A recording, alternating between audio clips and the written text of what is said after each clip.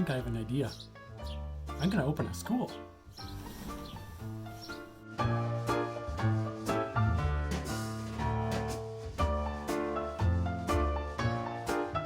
That's not exactly how it happened. I didn't just one day wake up in the morning and bing, that idea goes off and say, I'm going to start a school. I mean, there's a lot more to it than that. And actually, the whole idea with the school didn't even start with a school. I actually had a different idea. 2 years earlier, a group of us were trying to get Sir Ken Robinson to come to our event. And we did. Every human life is unique, unrepeatable, and will never occur again. We are each a unique moment in history, but our education system is based for the most part on the principle of conformity.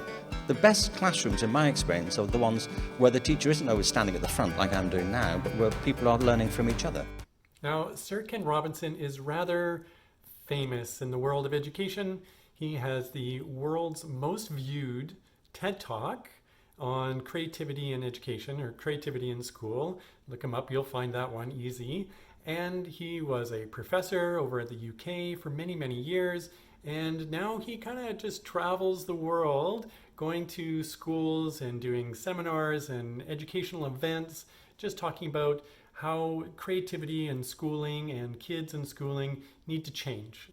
So Sir Ken Robinson, or Ken, as I like to call him, he shows up at this event. He shows up and does all this wonderful stuff at the event, talking to these kids, entertaining them, being funny, but also educational and inspirational.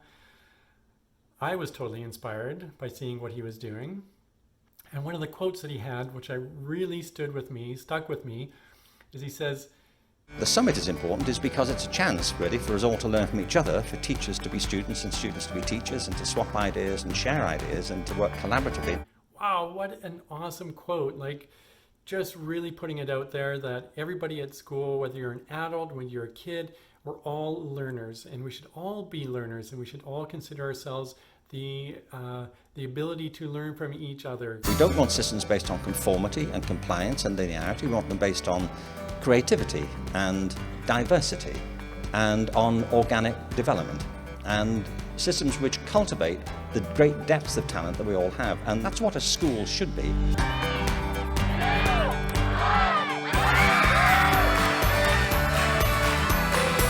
And so that quote, that piece, that seminar, that event that we put on, that really triggered something inside me that got me thinking, this needs to be a school.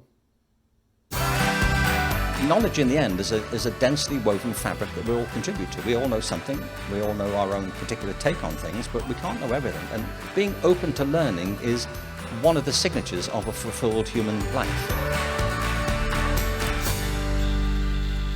But doing a school is not as easy as it sounds. Actually, it doesn't sound easy either. But one of the big pieces to this is, how do you actually start a school when you're not an educator like me? So I wanted to start this. I wanted to see this idea come to fruition, but not being an educator means I'm not going to be a teacher. I'm not going to be a principal at the school. There were volumes of government red tape, which you would expect. But you know what? At the end of the day, they're really there to help.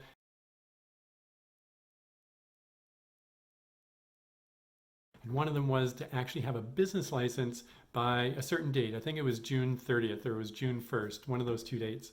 And I was down to the wire where the local government gave me a business license at something like 4:18 in the afternoon, and I had to deliver that to the government by 4:30 of that same day.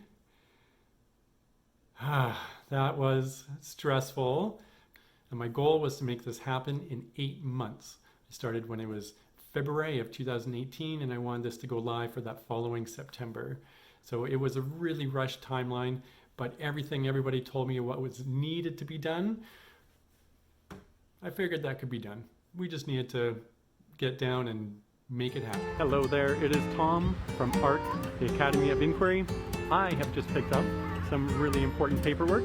It is telling me that we have our location for 2018 starting in September. I am super excited to announce that we are going to be at the Courage Center. You know when you're walking down a busy street and you have so many people coming at you that you're turning left and right, you're moving your shoulders, you're trying to sidestep, you're dancing around all these people? That's kind of what this was like. It was like constantly something coming at us all the time, always one thing after another.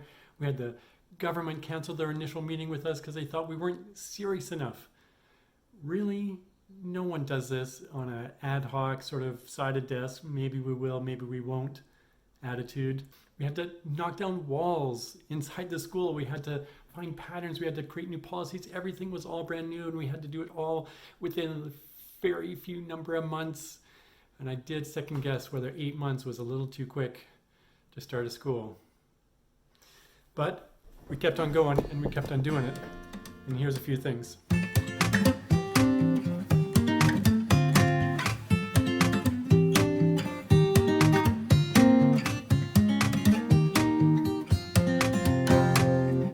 Perseverance was key.